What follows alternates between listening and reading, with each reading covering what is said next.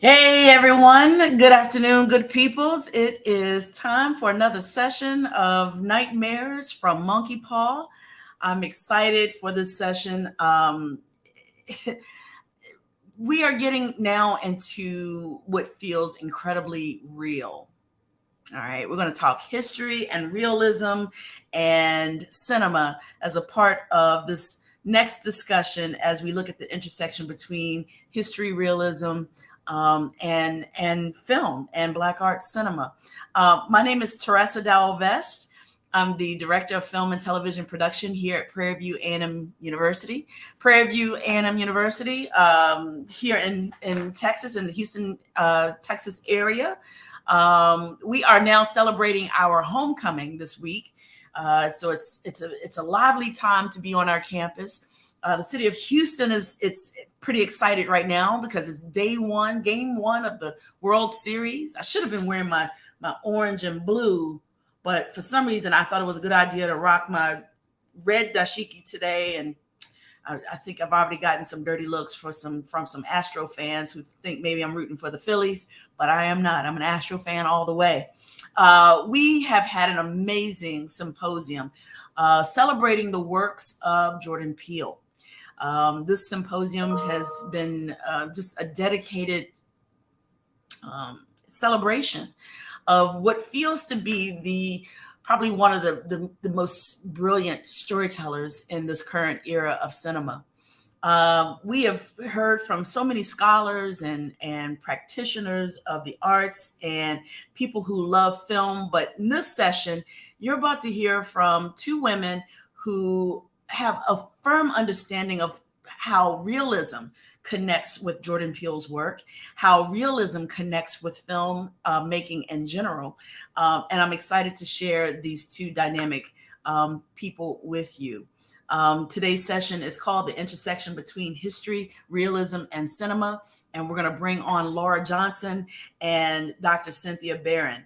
Laura Johnson is a student at University of North Carolina at Asheville, and Dr. Cynthia Barron is a professor at Bowling Green State University. And I'm ecstatic to have them both here with us today. Hey, ladies. Hello.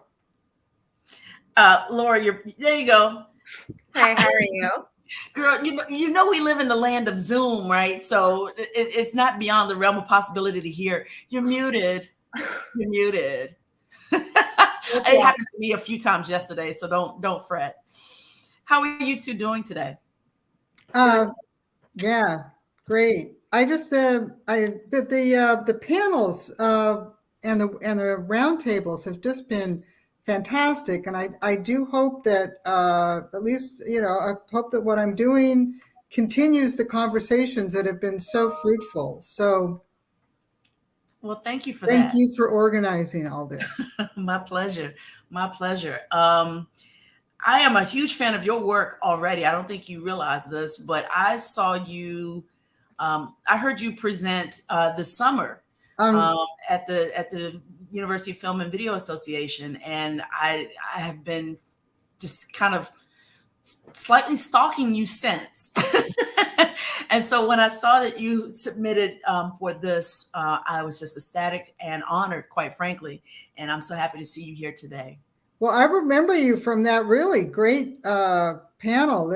It was really fun. And so this paper is another piece of that bigger work that goes along with Reservation Dogs. Yeah. I said to a couple colleagues, we really have to watch Reservation Dogs and incorporate that into our work as well.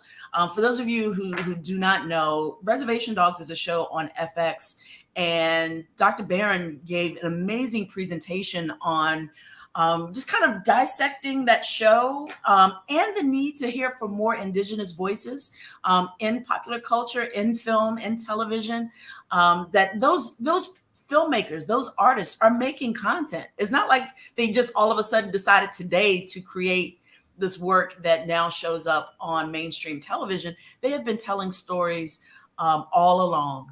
And Dr. Barron really amplified a few different filmmakers in her presentation, but in particular, she focused a good portion of her presentation on reservation dogs and really introduced a room full of people to new work we should all be paying attention to. She's a superhero, y'all. Y'all don't even understand. No, I'm a good audience. Oh, well, thank you. And we also have Laura Johnson here. Laura is a student. In fact, I'm gonna pull up Laura's bio real quick. She said she sent me a what she felt like was a really short bio. She was like, this is just quick. I wish I didn't really have much to send. And I was like, you're the only. We talked about this before we started the broadcast. You're the only student to present an actual piece of research in this, and so that in and of itself makes you incredibly dynamic. But Laura is a student. She's a senior. She's about to graduate from the University of North Carolina at Asheville, and she's studying mass communication as she aspires to be a journalist, but she's also studying political science. So I suspect she's really positioning herself to be one of the next faces on CNN or Fox News or MSNBC or one of the great networks where she gets to broadcast what's happening in the world. How are you today, Laura? I'm doing well. I spoke to my professor who presented at the symposium yesterday that I felt so out of my depth. I'm a writing student, I'm a journalism student, and so I felt very out of my depth doing a film symposium, but the topic was very important to me. And this kind of, my focus in journalism is advocacy journalism. And so kind of unpacking these kinds of hard topics and understanding just not only the topic, but my position and my role in it has been something that's been a really interesting journey to go on and rabbit hole to go down. Awesome. Awesome. Well, tell you what, our president of the University Film and Video Association sends her very direct and well wish to you in particular, Laura. She's like, good for you. I co-signed that message from Wenhua Sao, who is our president of the board of directors for the University Film and Video Association. We certainly applaud you for being a part of the symposium, for doing something brave. Because I don't know if I would have been brave enough to, as a student, when I was a student, to put myself out there in such a way. But your work, I looked at your slides and I got to know you a little bit as we prepared for this. You're not out of your depth. You're right in step with where we are with this work and this celebration and the symposium. Do either of you have a preference of who would like to go first, or do a coin flip, or, I mean, how do you feel? Why don't you go first, Jordan? Okay, so we're gonna have Laura go first. I'm gonna bring up her slides. I'm gonna make space specifically for Laura to present her presentation, Peeling Back the Layers: The Use of Horror and the Pursuit of Social Justice and Awareness. And I'll give it over to you. Thank you. So this presentation covers specifically Get Out, Us, and Nope. Obviously, I'm not going to be able to get nearly as into depth as I would like, but just throughout watching these films and the research that I did for this, I found a couple of key themes and key points that I really wanted to touch on throughout this. So Black horror as a genre goes way back. The first all-Black horror film is considered to be Son of Ingagi in 1940. This is the first film that was Black creators and Black talent made for Black audiences. And Black horror in general has revolutionized film in a way that these previous horror films that were made by white creators for white audiences hadn't. Black horror as a genre is and was used as a method of creative expression and empowerment, but also as a place to process racial trauma and to platform important issues like diversity, equity, and inclusion. So continuing on with Black horror as a genre, Blaxploitation, or now what is more inclusively and accurately referred to as Black arts, came to popularity in the 1970s. There is an ongoing debate about the impact and intention behind these films and how they portrayed characters. There is one side of the argument that says, this brought a platform and an opportunity for Black talent and Black creators, and this was definitely a proponent in bringing us into this golden age of Black horror and this Black horror renaissance. But there is also another side to this that says, how these characters were portrayed as villainous definitely lends itself to the idea that does this reflect attitudes at the time towards Black people and Black culture? And so it's still ongoing. You see here on the screen, Black Frankenstein and Blackula. These are just a couple of these more prominent Blaxploitation or Black arts films. And truly, ultimately, it did get us to where we are, but there definitely is that debate of what the lasting impact is. So when talking about Black horror as a platform for social justice and awareness, oftentimes, even when not focusing specifically on processing racial trauma and platforming important issues, Black horror oftentimes forces specifically white audiences to sit in discomfort and to recognize their role in contributing to the issues that affect people of color. Black horror does a really interesting and important job of addressing separation that white people experience and value when they're watching traditional horror films, meaning that when traditionally, when white audiences watch horror films, as soon as the credits roll, they can look away and forget the fear that they experienced. But Black horror forces these white audiences not only to recognize their role in these issues, but to recognize that for people of color and other marginalized groups, that these issues don't go away as soon as the screen goes black. So to quote a writer, Gabrielle Bellett from the New York Times, Black horror, therefore, seeks to capture the all too real fear of walking through America in a Black body. And with ghosts and clones and body swapping conspiracies, it becomes an intentionally exaggerated Baroque realism. So Jordan Peele, obviously, who we're here to talk about, Jordan Peele in horror, he is a highly awarded actor, producer, director, writer, and many other things. He got his start in the comedy genre, but he is certainly, especially now, most well-known and recognized for his work in the horror genre, specifically Black horror. And to quote Peele, "The world gives me so much awfulness to interpret, so I'm always going to try to tell honest stories and give the audience a big show." Peele entered the horror scene with Get Out in 2017 as, representing him in his own work. And with Get Out, he became the 5th African-American to be nominated for Best Director and the first to ever win the Oscar for Original Screenplay. So in Get Out, in his big entrance into the horror scene, this film depicts Chris meeting his white girlfriend Rose's parents, and he experiences a variety of levels of racism that are important to talk about, and important not only in the exaggerated sense that they're presented in the sense of a horror film. So this film showcases casual racism in that it forces audiences to recognize everyday encounters, comments, actions that are just as racist and harmful as the violent hate crimes and white supremacist acts we traditionally recognize as racist. And that is a very generalized statement, but what I mean by that is that throughout the film, Chris talks about, he assures Rose that it's fine because it's nothing he hasn't experienced before, and it's nothing he isn't used to, and it's not the worst of it. But that doesn't excuse or dismiss the behavior and the harm that and the impact that it has. So I think it's important to realize and recognize what casually racist words and acts lead to, and what they represent, and what dismissing them does for the overall narrative, and how it leads to these more violent and blatant acts that we see on the news. Also, you'll see in the bottom left of that screen, there is a picture of a dead deer. There's continual symbolism and the familiar image throughout this film of dead deer and their representation of how white people view and treat Black people. The father of the family, Rose's father, he makes a comment about how deer are pests and how they should be exterminated and how they're infringing on society and his life. And so throughout the film, when referencing Chris and his memories and his mother, you'll see images juxtaposed of dead deer. Let's see if this clip plays. Well, evidently not, but there are a couple clips. I'm sorry that they're not working. I struggle with technology. But this film prominently showcases commodification, objectification, appropriation, and then the entitlement to Black people, like the entitlement that white people feel to Black people, Black culture, and Black bodies.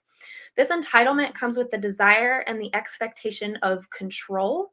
Specifically in this film, the commodification takes place in a physical form, but as we see reflected in our society, in our very real modern society, we see appropriation and use of Black culture, Black hairstyles, Black, just anything that has to do with Black people.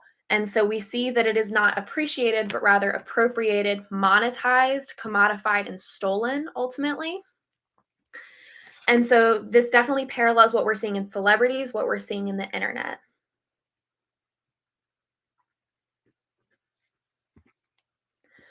So transitioning to his second film, Us, that came out in 2019. Us is a film in which the family on vacation is forced to come face to face with their others or clones in a conflicting battle for family status and life. So in this film, Peele has referenced that in this film, he played off of the fear of the other in the sense of invaders and in the sense of those different than us in any way, but also in the sense of self-reflection. So in the sense of this, to quote Peele, "We are in a time where fear of the other, whether it's the mysterious invader who might kill us or take our jobs, or the faction that doesn't live near us that votes differently than we did. Maybe the evil is us. Maybe the monster that we're looking at has our face." So this theme is dual-sided, so to speak, in that it incorporates materialism, which we see throughout the film, where the tethered characters, who are these clones, these other halves, these darker halves, are shown to appreciate in a really odd way the material things that we see the surface characters take for granted. And the things that they don't appreciate, the things that they don't really think about, we see these tethered characters talk about anything that you get that is positive, I get the most negative version of it, and I have to suffer when you thrive. The use of the tethered as characters also represents the parts of ourselves that we hide away and refuse to acknowledge. But we see specifically through Red as a character who mirrors Adelaide, we see that these hidden parts of ourselves aren't inherently good or bad. They're just hidden from the light and deprived and isolated. And this also goes along with the fear of the invaders or the fear of difference than us. And that we are willing to isolate and ostracize our neighbors, especially as this film focuses on America and American culture. We're willing to ostracize people who didn't have the same things that we didn't do the same things that we do, don't believe the same things that we believe simply because they're not us. So sorry, all my clips are not doing it today. So Jordan Peele's third film, Nope, which came out in 2022, is a film about a Black family, the Haywoods. They encounter a mysterious alien entity and they battle with it and all that it represents. What this entity represents changes throughout the film as their understanding changes and also as the audience's understanding of all the factors and what this entity actually stands for in a more realistic sense. So we have a main plot and a subplot, and they mirror each other in a lot of ways. So we have the plot of Emerald and O.J. Haywood, and we also have the plot of Ricky Park and his traumatic childhood and what that has led him to into the main plot. So one of the primary themes of this film is about family and culture, how they platform their family, their heritage, their roots, and how one's past plays a role in their future. So this picture here is of the clip that gets shown throughout Nope, of the first Black jockey in the first recorded film.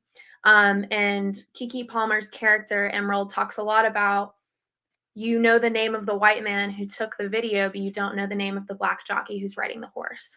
And so I think that not only does that speak to one's own culture and how you can trust your family and trust that those you consider family to help you, as we see that they get betrayed by nearly everyone else, but also about who gets the platform and who gets the credit. And we've seen that throughout history, and we still see that now, that specifically white, specifically cishet, specifically men tend to get the credit for things regardless of what their counterparts do.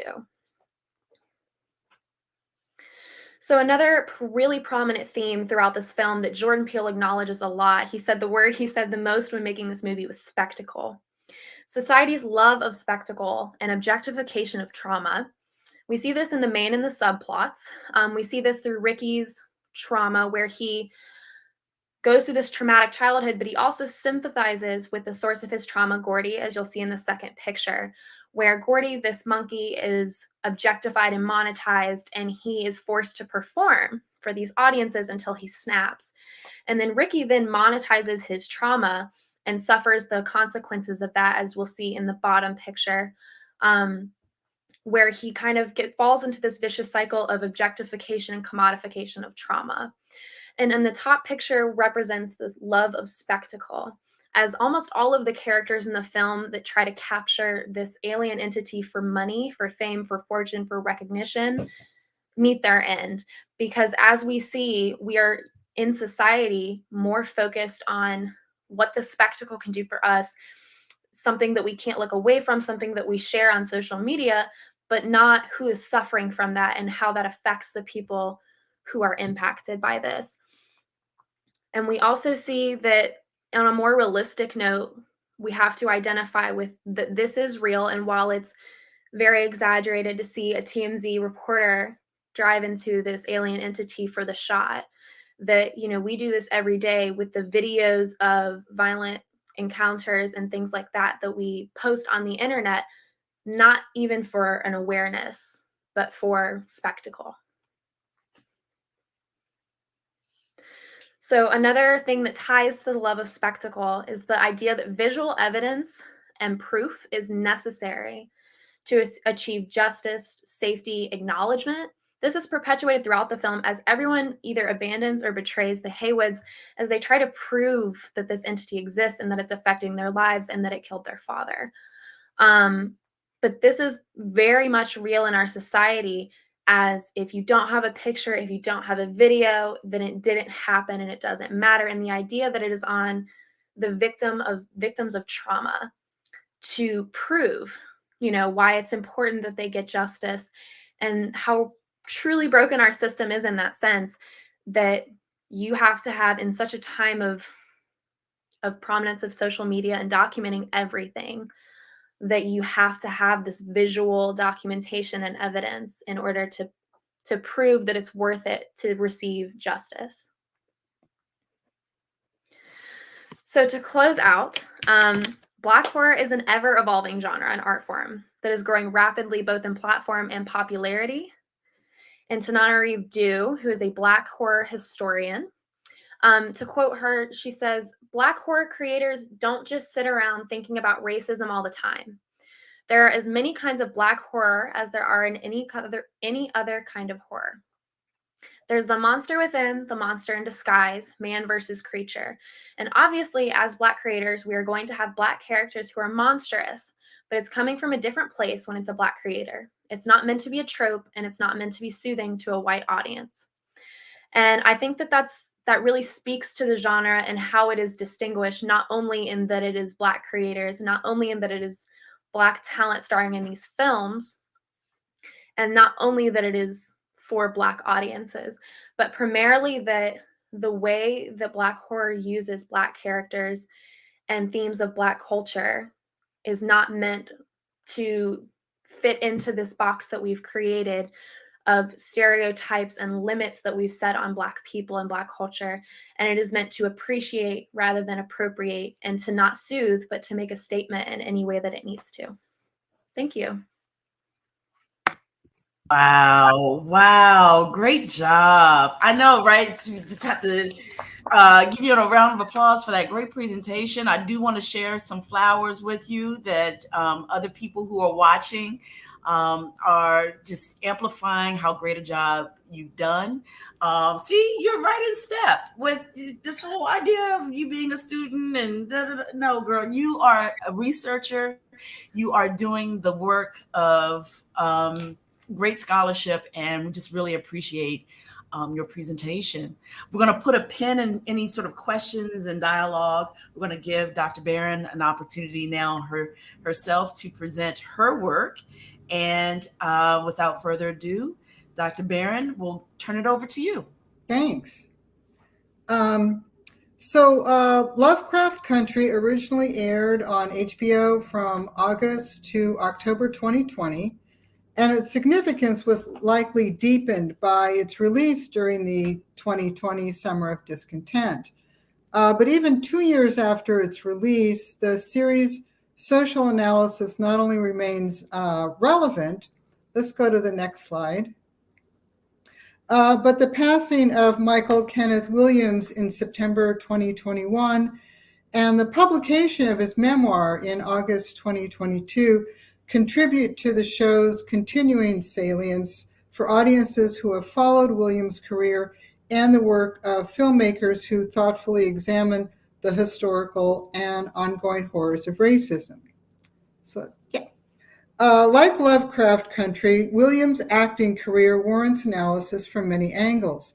Today, I will simply consider Lovecraft Country in relation to Williams' portrayal of Montrose Freeman, the troubled father of the central character, and I will highlight the actor's observations about the character, his own life, and U.S. society. To speak to UFVA members' interest in best practices, in closing, I will use Williams' observations about the effects of portraying Montrose to introduce the idea of racial trauma coordinators for productions that require actors to embody the individual and generational pain of people whose lives are impacted by racism. As background information, one might recall that Lovecraft Country is just one of the many productions made possible by Jordan Peele's remarkable and perhaps underappreciated work as a producer, who has been instrumental in facilitating the careers of other Black artists. Doing the invisible but crucial work of the producer, it was Peele who identified Ruff's novel as the basis for an interesting series. Lovecraft Country reflects the author's propensity for tucking social commentary into sci-fi narratives and for writing allegorical stories based on real events. Let's go to the next slide. Yeah.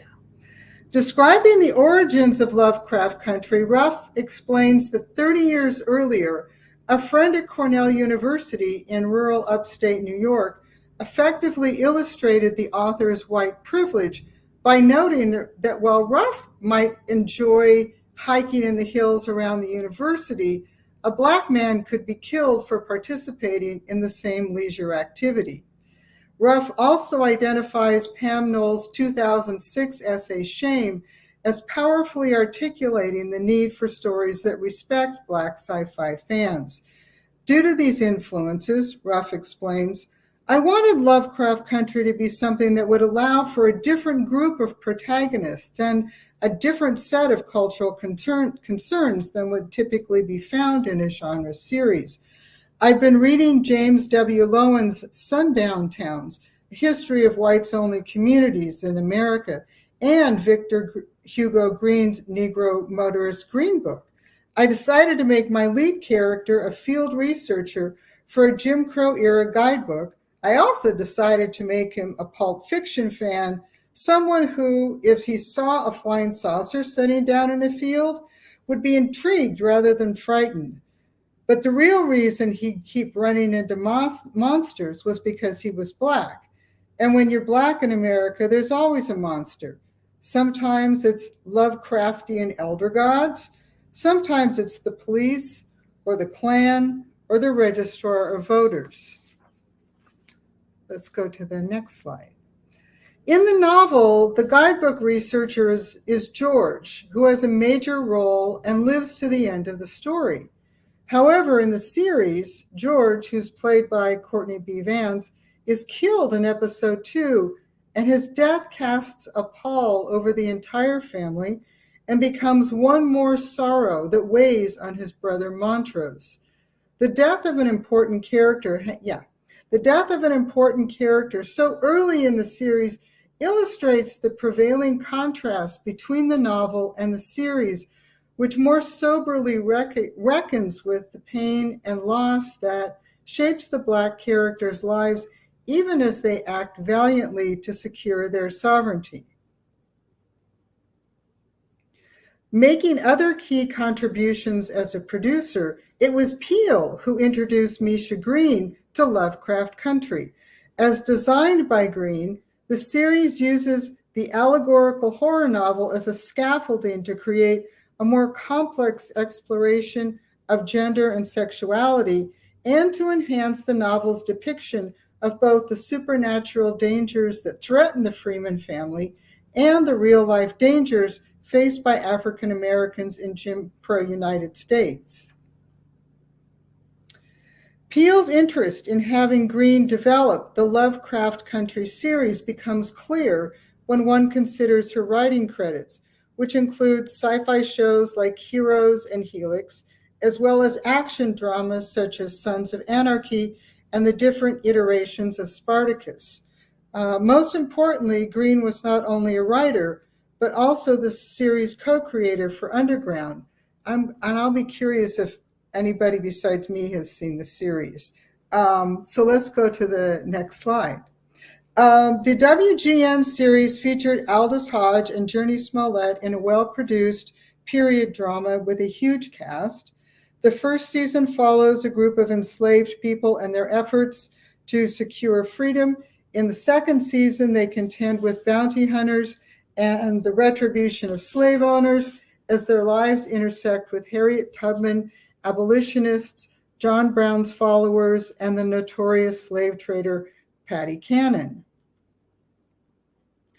Like Underground, Green's sci-fi horror series places an attractive couple at the center of the sprawling, action-filled period piece, this time one set in the 1950s.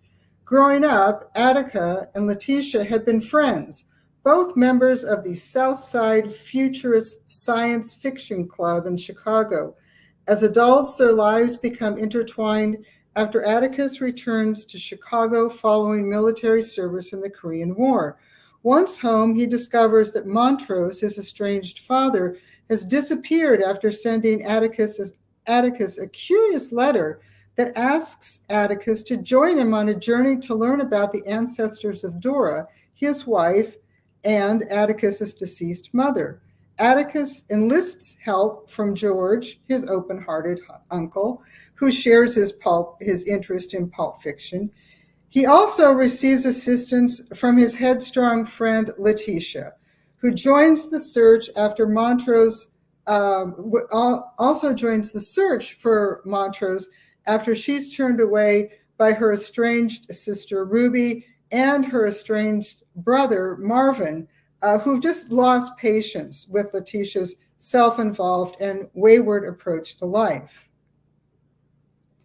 As a narrative sparked by a son's search for his father, Lovecraft Country is a somewhat conventional coming-of-age story, yet the series emphasizes the evolving dynamic between Atticus and Letitia, who are both friends and lovers. The series also explores her development as a person, and the series' departures from the novel establish Atticus, Letitia, and Montrose as members of a team that must resolve deep-seated internal and relational conflicts to protect their loved ones and reclaim the power of magic for the Black diaspora. Focusing just on Montrose's role as the series' lost father, in literal terms, he's lost because Montrose being taken from Chicago by a white man in an expensive car is the narrative's inciting incident. Yet in figurative terms, Montrose has been lost to himself and his son for decades because personal and social trauma have caused him to be a tortured soul and monstrous father to his son. The series' departures from the novel not only increase the complexity and centrality of Montrose, they also amend the novel to expand the women's roles. For example, the child of George and Aunt Hippolyta is not a boy, but instead a preteen girl, Diana.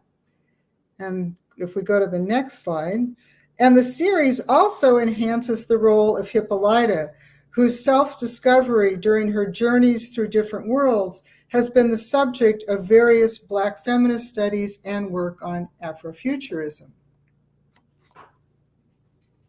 And the series introduces a new character who becomes integral to Atticus's experiences in Korea, his evolving acceptance of his fate, and the character's eventual success in wresting magic from white control. And Green's series also expands the role of Ruby and fully explores her developing sense of self-worth. In addition, whereas the novel ends with Ruby happily embodying a white woman. In the series, she consciously forfeits the option and sides with her sister and Atticus's family against her lover, who is the series' white antagonist. S. Christina. Changing the gender of the novel's antagonist, Green's adaptation examines patriarchy's effect on women's lives regardless of social status. Yet its Black feminist perspective clarifies that women of color are impacted by multiple systemic forces. As Christina callously murders her lover Ruby, when Ruby tries to protect family and friends from Christina's drive for completely unfettered white power. And the series' characterization of Montrose also reveals that its Black feminist approach reflects that what Alice Walker and others describe as a Black womanist perspective that is committed to the survival and wholeness of an entire people, regardless of gender or sexuality. And especially as embodied by Williams, Montrose illustrates that the characters' collective mission to reclaim their sovereignty depends on individuals coming to terms with the traumas of the past. Williams' portrayal conveys the idea that Montrose is the character who most painfully bears the burdens of the past, as racial violence and his internalized homophobia have long ago crushed his self-esteem, ability to parent, and capacity to confront his demons. And of course, not surprisingly, Williams garnered acclaim for his compelling performance. His 5th Emmy nomination is specifically for episode 9, in which Atticus, Letitia, and Montrose time travel to Tulsa, 1921, to retrieve the family's book of magic. While there, Atticus learns about the first of Montrose's many sacrifices to be his father, and Montrose relives the horrors of the 1921 Tulsa massacre. Williams explains that Montrose is traumatized, in part because he is a survivor of the massacre, and he's somebody who moved to the south side of Chicago, which is a kind of war zone in itself, as Williams explains, describing how he approached the character who had stuffed away anything that didn't resemble what he had been told by society, his community, and by his family about what Black masculinity should be like. Williams explains, I had to find my own pain and own trauma. I also had to dig deep to reach all the generational pain that had been passed down through my own personal experiences. He says that his role in Lovecraft Country not only awoke generational trauma, the experience prompted him to relapse, and so he sought out Narcotics Anonymous meetings, and for the first time, he also tried therapy. Talking to Josh St. Clair about his upbringing, Williams notes, when I was about 12 or 13, my dad relocated back to the South. There was a lot of trauma I was left to deal with in his absence. You know, it was hard for a Black woman raising a Black boy in an aggressively violent neighborhood. My mom was very strict. The beatings were very severe growing up, but they were a way of protecting me. And just a year later, Williams' interview with Michael Ordonia reveals that Williams saw a similar dynamic in Montrose's relationship with his son. Discussing the beatings Montrose gave Atticus, Williams observes that Montrose's brutality emerged, as he says, in a weird way, out of love. He was trying to protect Atticus and toughen him up so that the evils of the world would not affect his son the way they did him. So reviews emphasize that Montrose's struggle as a gay Black man and failed father figure give Williams the opportunity to showcase his serious acting talents. We see him go through his anger and regret as an abusive father turned absent parent. But we also get to see him through his awe, joy, and confusion in exploring his sexuality. In episode 5, Montrose is beaten by Atticus for murdering the person and destroying the documents that could have provided evidence about the white cabal that threatens their family. And soon after, Montrose recognizes and finally sets aside the brutal, fear-driven masculinity that has controlled him. As Williams explains, Montrose was given a book of stereotypes as to what it means to be a man, especially a Black man in America. Vulnerability, softness, these are not celebrated in the community. Your experimental sexual experiences, none of these are celebrated in the community that Montrose came from or that I came from, for that matter. Eventually, Montrose is literally and figuratively carried away with the joy and self-affirmation that fills his lover Sammy and the other queens at the ball. Montrose's moment of happiness is really striking because it represents such a departure from the character's regular daily existence. In episodes 6, 7, and 8, taking audiences into, with those 3 episodes, taking audiences into the respective experiences of Atticus in Korea, Hippolyta in different worlds, Diana in a world cursed by a demonic white police officer, Montrose's newfound peace of mind feels really short-lived because in episode 9, he must return to Tulsa during the massacre to save the life of his young niece, Diana. Montrose is terrified about reliving the most horrific night of his life. And for his part, Atticus is grim as he's coming to terms with his imminent demise at the hand of the white antagonist.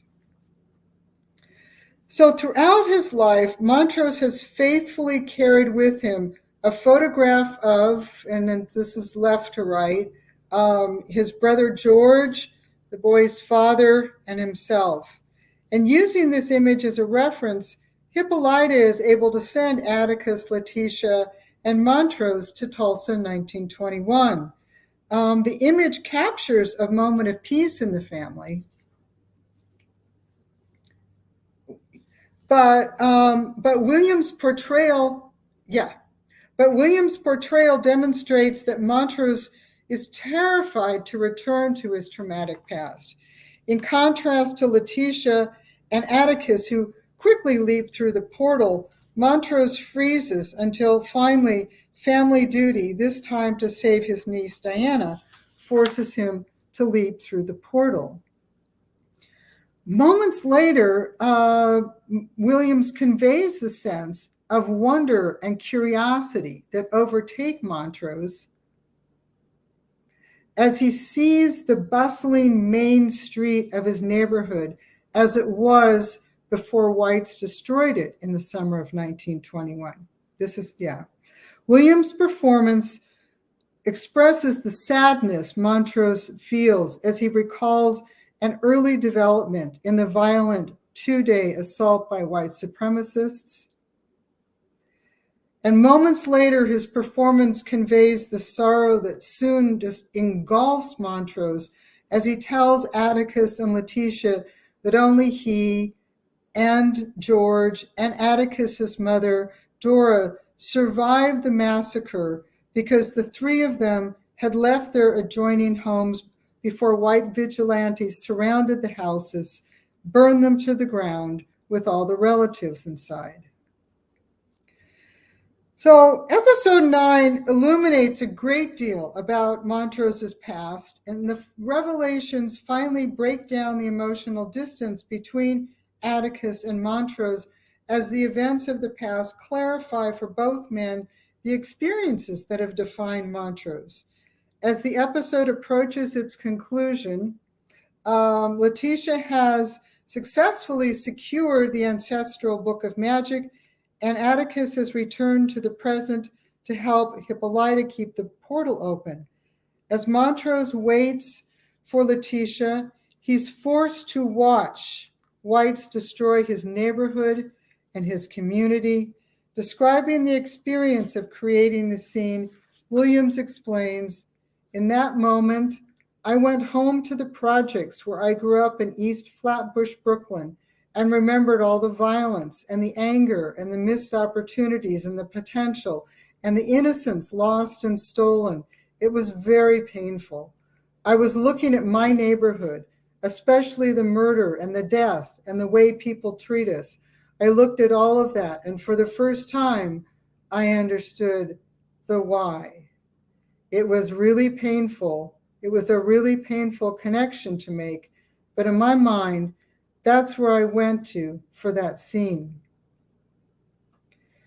So Williams' raw emotion colors his physical and vocal performance as Montrose bears witness and recounts selected details of the massacre, from the murder of the country's most renowned Black surgeon to the torture and death of a young Black youth named Commodore Knox.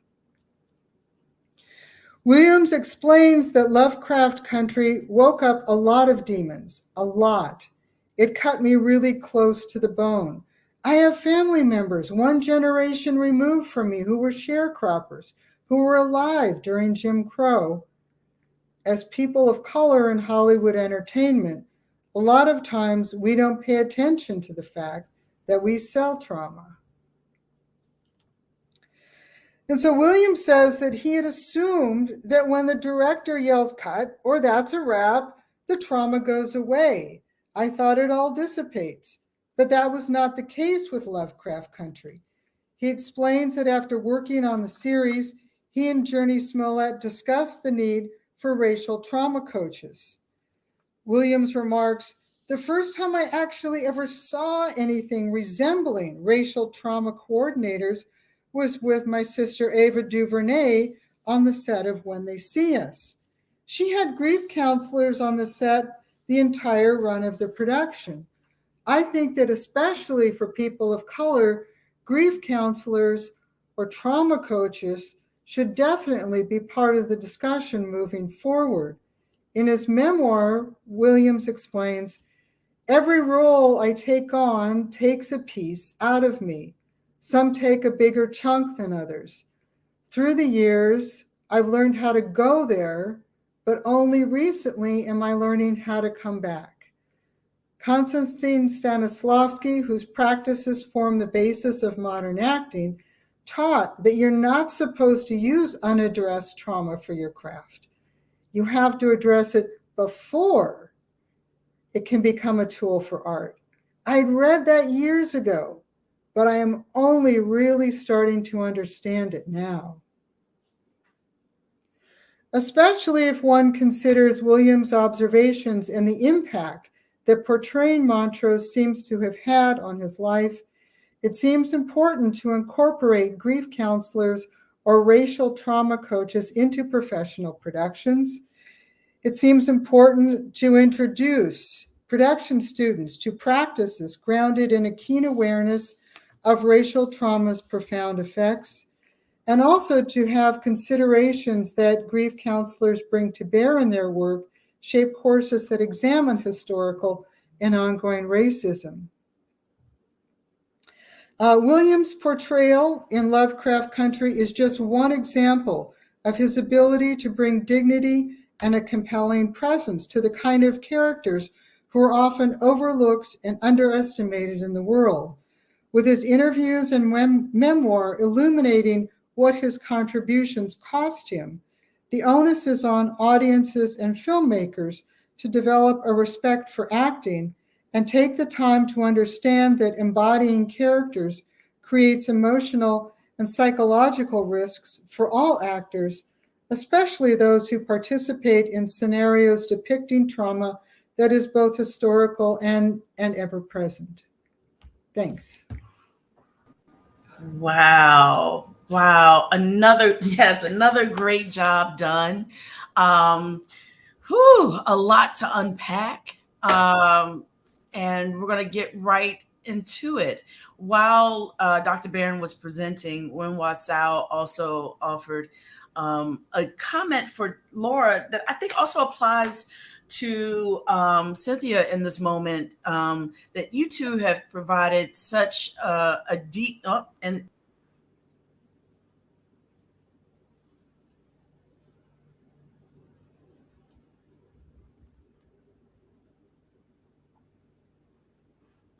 I'm back. I'm back. The lights went out for a second. We have a big storm that's hitting Oh, right now, and everything shut down for half a second. wow. It makes you remind yourself that you are alive in this moment. Yeah, my heart just kind of tanked for a second. I was like, wait a minute, and then everything came back up. But yes, Wenhua Sao, our president of the University Film and Video Association, she leaves this comment for Laura about it being wonderfully planned out and in depth. And at the same time, to you, Dr. Barron, she said, thank you for the contextualization of the film research, grief and racial trauma counseling. I had not heard that on set. And to have the thought, to have the foresight for the producers and directors to make sure that care is available is revolutionary, quite frankly. I think in part because it's what you've conveyed, that Michael K. Williams said, that we sell our trauma. And in order for our trauma to be on display in these films that we've been discussing through Jordan Peele's lens, or through Underground, or through even dating back to Roots, if we're going to talk about it, to have some sort of presence on set to aid people, not just the Black actors. I can imagine, in fact, I had this conversation recently about Roots, that had to have been not so much as traumatic, right? We're talking about slavery in Roots, but I could imagine that the white performers also had to negotiate their feelings around that history. What do you both think about this prospect? I want to go back to trauma for sale. What do you think of this prospect of Black filmmaking or Black horror genre as being, in a sense, the one genre that does utilize true history in that way? I mean, we don't see that in white materials created by white directors, white producers, white writers. Why do you, in your opinion, why do we see this so much, and why is trauma for sale in Black horror, in the Black horror genre? I think a lot of it has to do with what was talked about in some of the previous sessions and discussions, which is that avoidance that I think that a lot of white people, white creators, and white students feel. Is this avoidance that, well, that's not my topic to speak on, so I'm just not going to say anything. So I'm not going to address it. And whether it's an excuse or whether it's the genuine fear, right, of not doing it justice. I think that, as it was said earlier, avoidance is not key, and avoidance doesn't work. I think that in Black horror, this trauma is for sale in a sense, in that it's your story. You're telling your story. And anytime we tell a true story, that something that happened to us, something that happened to our culture, to a group that we're a part of, we're telling our story, and we're monetizing it in a way in that you're sharing it to people, and people want to consume that, and people want to hear it. Mm. So I don't think that has a negative connotation, that it's necessarily right for sale, if it's to empower you and to share your story and to educate other people and make them, think about it and sit in that. I think that also white creators tend to avoid it in the, I don't want to touch that. Sure. In my mind, the only white director, producer that I feel like takes on true history and storytelling is Steven Spielberg. I mean, his telling of Schindler's List, for instance, depicting the horrors of the Holocaust, I when I think in comparison of what is expected in Black horror, I don't know if I've seen a balance or an equivalent of telling, the horrors of American history through a cinematic lens. And I think, Laura, what you've said might be the nail, hitting the nail on the head with the interest in not wanting to talk about those traumatic things. Dr. Barron, why isn't that the case? Why aren't we seeing more truthful depictions of American history from white filmmakers in the same way of telling the truth about what happened at Tulsa, telling the truth about what happened during slavery or during the Civil War, or those moments in history that deeply impact white society, but we don't see it in mainstream cinema in the same way? I think that as a commercial entity, that it's not just with horror, but it's all of American history has been polished so that it functions as propaganda.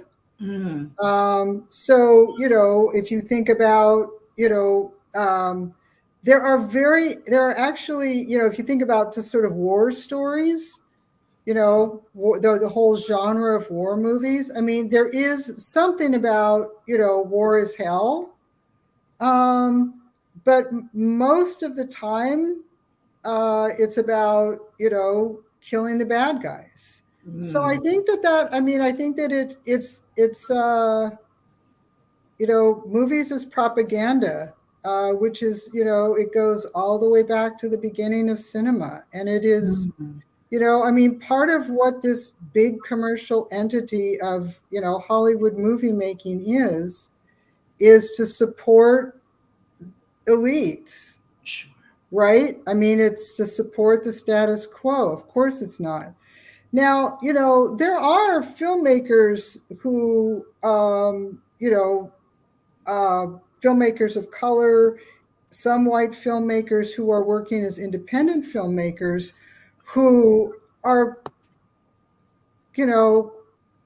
presenting a very different image. Yeah. Right? Yeah. So I do think that it has to do, we're talking about this commercial enterprise that is very integral to the capitalist state. And so it's this idea that the gatekeepers of Hollywood, likely a very particular demographic, a very elite demographic, are not going to greenlight projects that are going to illuminate the histories and horrors of the horrors of anything. I mean, right. Interestingly, like even the Revolutionary War is very seldom shown in cinema. And, the only thing that, people have concluded is that that's like a shaky time, because going to war, going to battle to fight for something that is, not against, a bad guy that can really be demonized. I don't know. It's a very curious thing. Yeah. Yeah. One of my most interesting pieces of research is researching D.W. Griffith, who for a lot of filmmakers is recognized as the first person to create a feature-length film. Most of us know his work as being the director of Birth of a Nation, the original from 1918. And, kind of label him as this racist filmmaker who made this piece of propaganda to amplify the Ku Klux Klan, and that the film was used for recruitment and to highlight an entity that was basically a terrorist group, still is a terrorist group. But the interesting thing about D.W. Griffith is he has this complex history. He and his wife left Kentucky, moved to Los Angeles, had made over 400 short films. and pretty much went broke until he was approached by producers who had an interest in turning the Klansman into a feature film. And not wanting any part of it, he took the money because he needed it, but he tried to sabotage the film by going over time, over budget. And the more he went over time and over budget, the more the producers gave him resources to keep going and go ahead and make the film. He made the film thinking that it would tank, that it would be this awful display of American history. And of course it was applauded. I mean, Woodrow Wilson, it's American history caught in the light, the lightning caught in a bottle type comment, and rave reviews.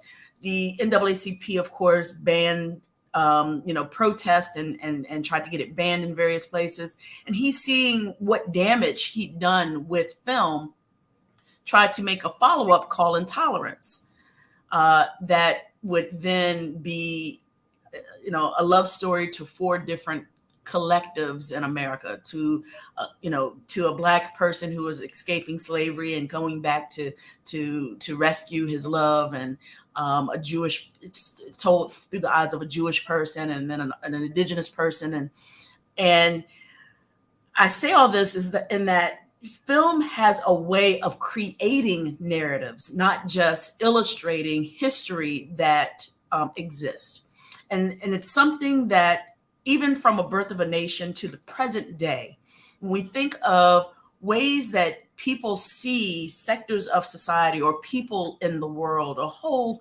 aspects of the globe through film, what's the responsibility we have to take care of each other, even if we're telling fictitious stories, even if we're borrowing from history to tell stories? What's the responsibility we have? Thinking back, all the way back to D.W. Griffith, when we go, I want to make this film, but I know it could do harm. I want to make this film, even to self, even to hear Williams say, it was great to have these grief counselors on set because I can get into these characters, but I can't always get back. What is the responsibility we have in creating film and creating content that can bring harm, that can dictate narrative, that can even bring harm to the individual? I suspect Michael Williams' passing, even though it's discussed that it was an overdose, we know that there was a lot of pain existing in that man. What's our responsibility in film to the stories of each other and ourselves? I think that a lot of it comes down to immediate response, right? We want to tell stories that are heard and understood on a lot of levels, right? But we have to understand as creative people and creators that not everyone is going to go further down into the story, and not everyone is going to go further down into the research of the history. So we have to be aware and cognizant of what we portray and the immediate effect it's going to have on an audience and the questions they're immediately going to have. When I was preparing my presentation and preparing the paper that I have with it, I was talking about Birth of a Nation, and I asked some colleagues and some classmates, does it do more harm than good to reference this? Is it helpful to talk about just how much harm it caused and how we've come from that to this golden age of Black horror? Is it helpful? Is it too harmful?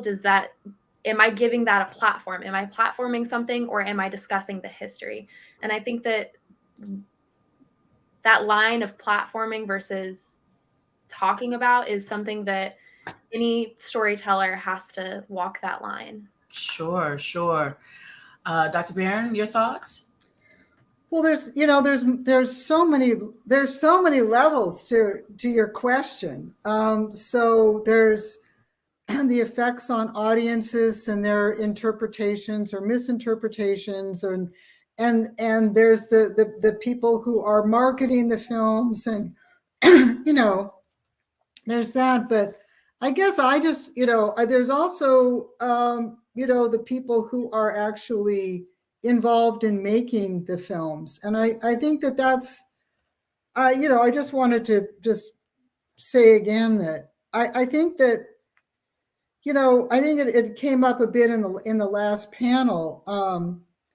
There's a lot of attention paid to the, how pieces of equipment, students need to be trained to use expensive equipment in a very thoughtful and careful way. Yeah. But humans are just like, oh yeah, I'll just get my friends to do this. Yeah.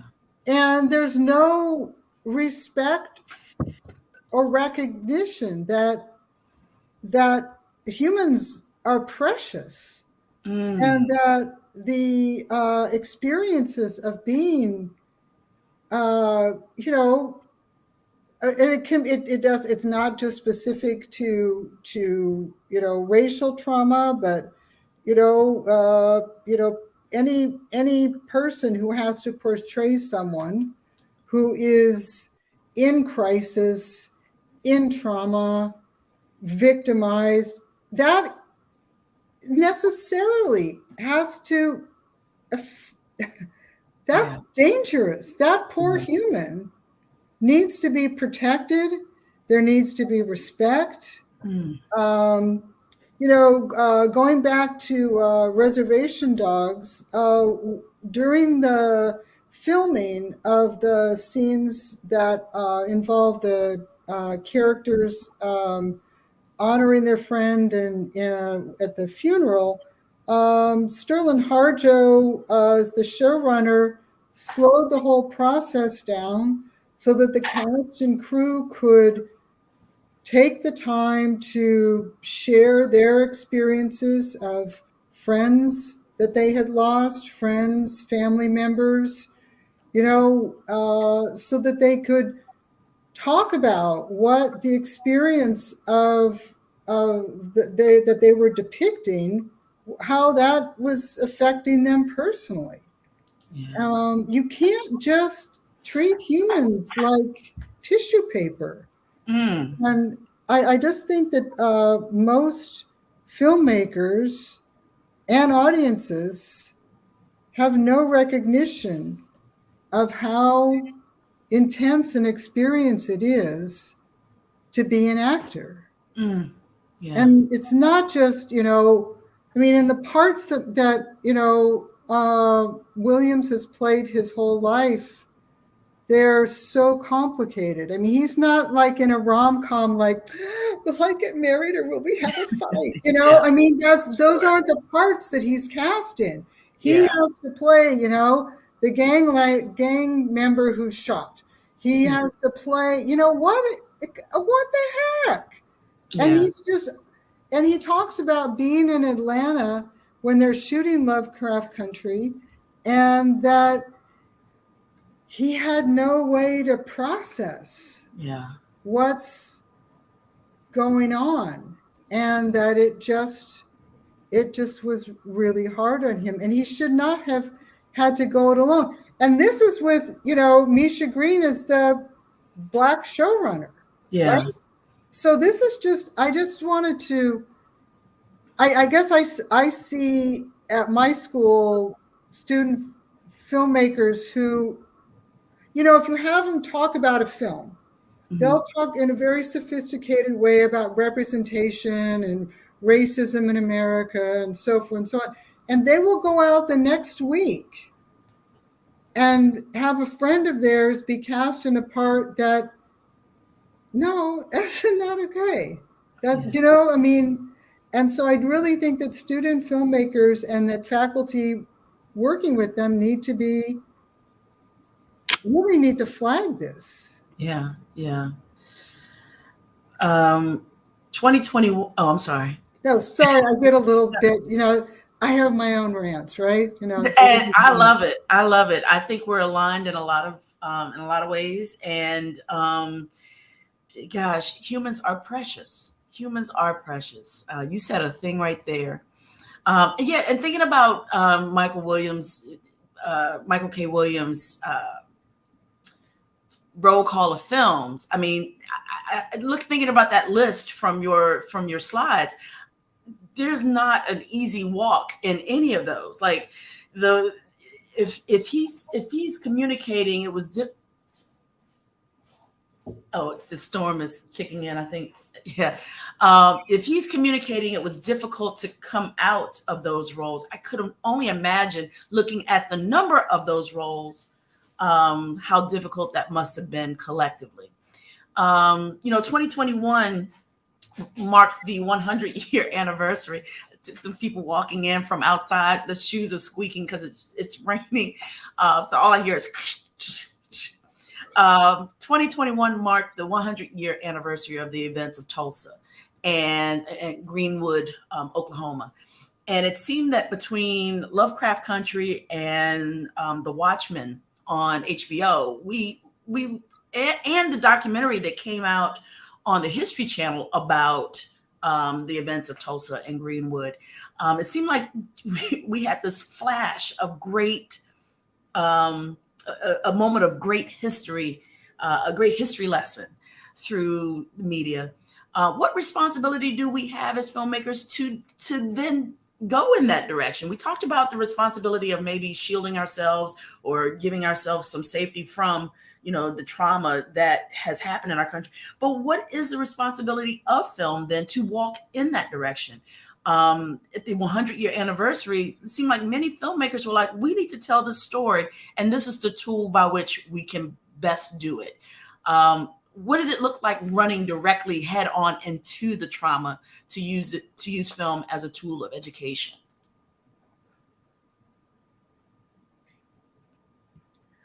I think that specifically as a student who's in this learning environment at a university who in our mission statement talks about diversity, equity, and inclusion, the biggest way to run into that is to kind of let the people who are experiencing it lay out what's important and then let everyone do their research and let everybody explore it, right? So the biggest thing that I think is platforming the voices of those who are a part of this trauma and those who have experienced these issues.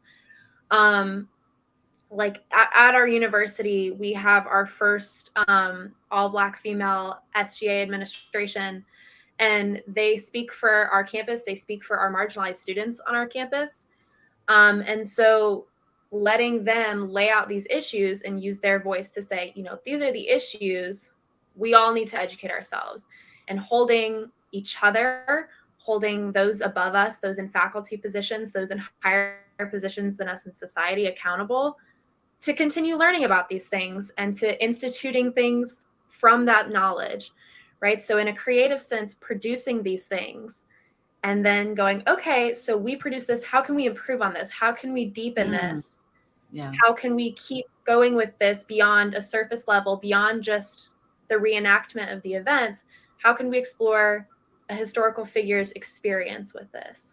Yeah. I think well said, and I think that it'll be interesting to see what happens. Starting 2024 for films to be considered for the Oscar for Best Picture.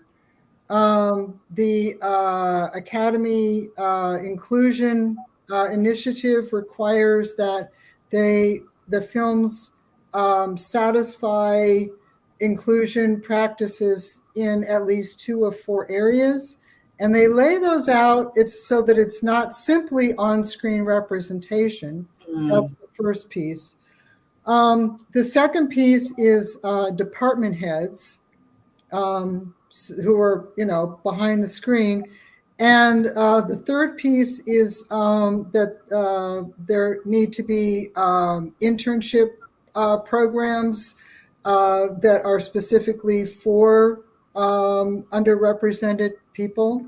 Mm-hmm. And then the fourth category is that the film would be marketed by people who are from underrepresented constituencies. And I am, should I be hopeful? I don't know. I mean, I don't know whether to be like, okay, so we'll just have to see. But I think that, I really think that it needs to be, I think there need to be more filmmakers, creatives of color who are making the creative choices, and that the role for old white ladies like me is to support and sustain, and get out of the way, and I think that partly by one, I think that leads to better storytelling, Sure, as opposed to this kind of gingerly, like, oh, let's have a Hispanic person, and like, I mean, really. But I think that it also puts money in people's pockets. I mean, let's talk money here. Yeah. And I think that the more that there is an equitable distribution of wealth, Resources. Yeah. then I think that how can the world be not in a better place? I mean, sorry, it's gonna.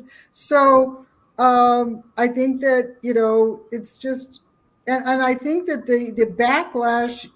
I'm hoping that the intense backlash in this country is a sign that something good is happening. If you know what I mean. Yeah. There's, but it's going. The fight that you can't. There's no giving up. There's no going back. They're just going to have to be pushed out of the way. Yeah. Time to go. It is time to go. But before we go, I do want to share a short film that I think probably best fits within this session, looking at the intersection between history and film. And I want to thank you both for participating in this discussion. I'm so thankful that you two are both doing the work that you're doing. Laura, I know journalism is going to be in great hands with you as you graduate from University of North Carolina at Asheville. And if your career resembles anything in the way that you presented and conducted yourself today, you should know you are going to be just fine. You're going to be better than just fine. You were completely wonderful in this session. And Dr. Barron, you never disappoint. I just want to know you more. I want to spend more time with you. I'm just so thankful of the work that you choose to do when it comes to storytelling and filmmaking and teaching others the value of research and deep dives, and then championing voices that are under amplified. And I appreciate you so much. We're going to finish with a short film. It's about 7 minutes, called Masterpiece. And Masterpiece is a short that I directed some years ago, looking at the day Birth of a Nation opened in 1918 from the hotel room of D.W. Griffith.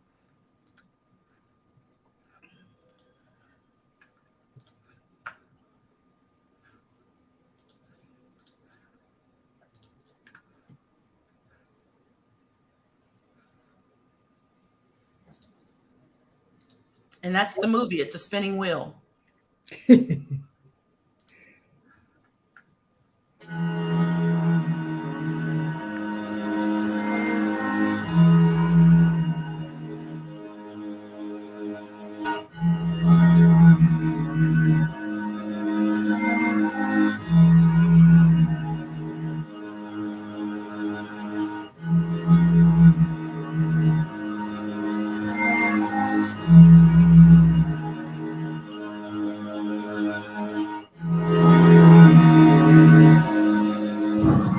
Start again.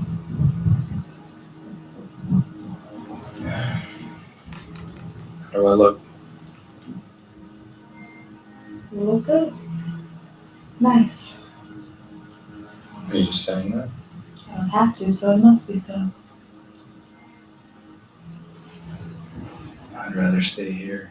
But you won't. You will go and be adored and applauded. And you? What about me? What will you do? Bear it.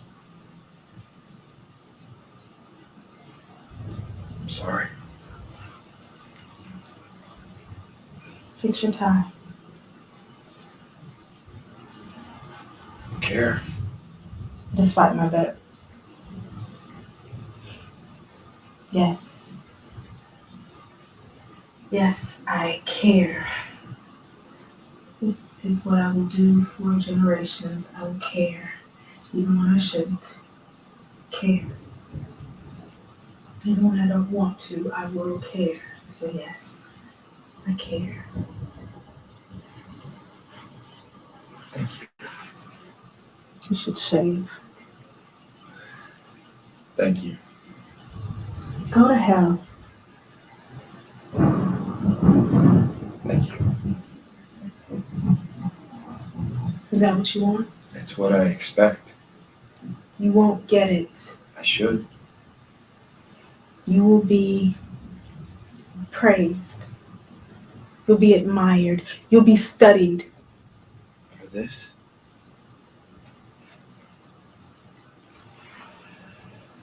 I worked so hard.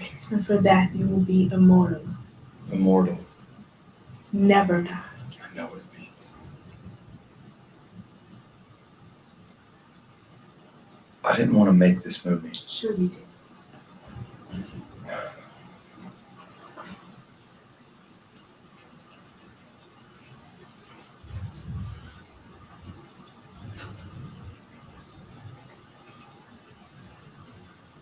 You make movies. It's what you do. And you're actually very good at it. You think so? I think this movie will change the world. It's a big place. Yes. Why this film? Why? Yes. Because you pointed a camera at the boogeyman and made him a hero. Some would call you the father of horror. I make movies. You make history. I make movies. That's it.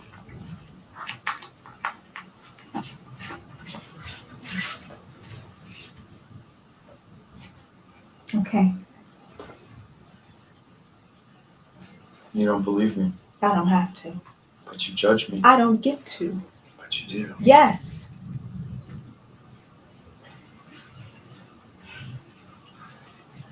I can never get this thing. I hate it. You never had to. Yes, my wife. Your wife. Yes. Where is the missus? She's downstairs, waiting for me. Then you shouldn't be here. She's fine. Gives me more time with you. You shouldn't keep her waiting. You should go to her. You done with me? No. We will be together. I don't have to worry about leaving you. You will never leave. Your hooded heroes will be our nightmare for generations. But we will not cease to dream, though our sleep be thin. One eye open, looking for the hooded phantom. One ear alert for the neighing of horses as they hard gallop through the fields. You brought this to our doors. The inspiration for the uninspired. Their armies will thrive beneath the light of burning crosses. Because you gave them glory. And for that, they gave you fame. I make movies. You make history.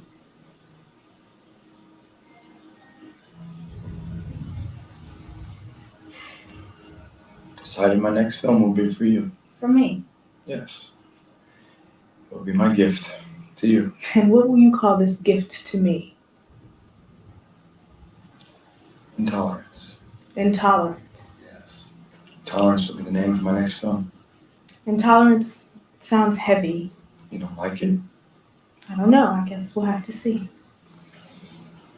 It'll grow on you. I doubt it. You'll see. Well, it's definitely not as catchy as The Birth of a Nation. No one would see the Klansman. You'd be surprised. There. Film must be over. God help me, they like it. Sounds like they love it. I'm sorry. Get your coat, it's cold outside. It's Los Angeles. It's February. I'm sorry.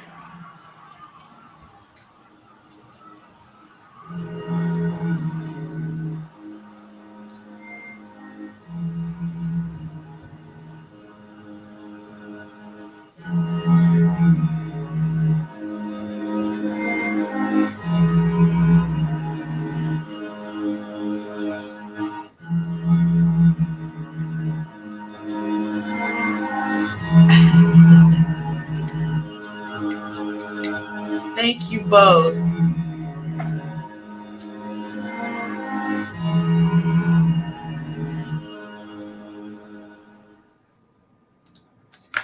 Thank you. Boy, thank you for sharing that. Boy, an imagination. And earlier panels were talking about empathy. I mean, what a journey you made to make that film. Thank you so much. Thank you so much. I am so deeply fascinated by D.W. Griffith and his story. And we're over time at this point, but this panel and what you have given me, what you both have given me, given all of us in this discussion, I felt some shame years ago having such a curiosity about D.W. Griffith because he was so tied to this legacy of The Birth of a Nation and the damage of it. And then also I have this deep tie with Bill Cosby and as I dissect his body of work, having this feeling of should I be doing this?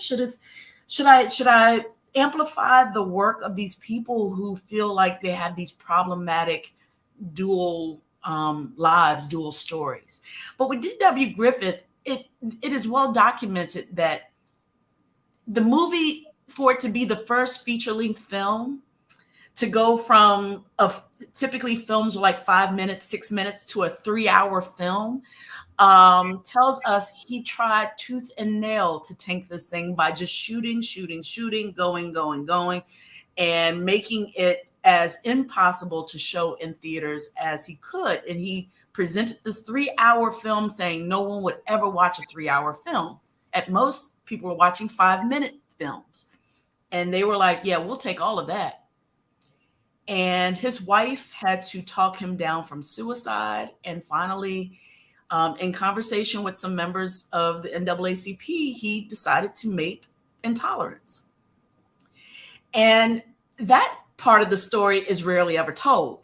Like that part of the story, you go, what is this, right? And so when we look at film and the power of film and history and the ways we insist on shielding ourselves from some parts of history and amplifying others that are much more traumatic, I think in and of itself is worthy of its own academy of research.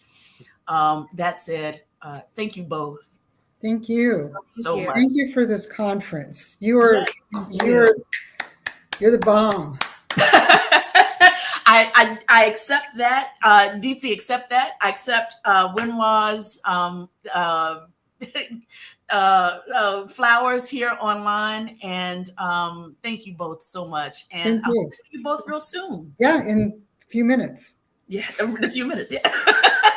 Hey, y'all, we are rounding out towards the end of our symposium. We have one more session left that will complete our 2-day celebration of the works of Jordan Peele and in horror cinema, Black horror cinema in particular.